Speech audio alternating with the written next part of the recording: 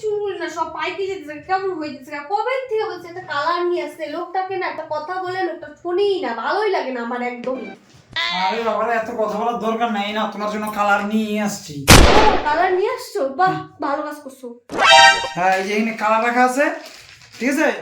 এখানে কালার রাখা আছে, পরে তুমি কালার করে নিও। এই শোনো না, কি কি কালার নিয়ে আসছো? কি কি কালার নিয়ে আসবো মানে? কালো কালার নিয়ে আসছি, চুলের রঙই নিয়ে আসছি। ইস, উমা, ইস করো কি হলো? চুলের কালার তো কালো, এবং কি আনবো? তুমি জানো না কি জানি না।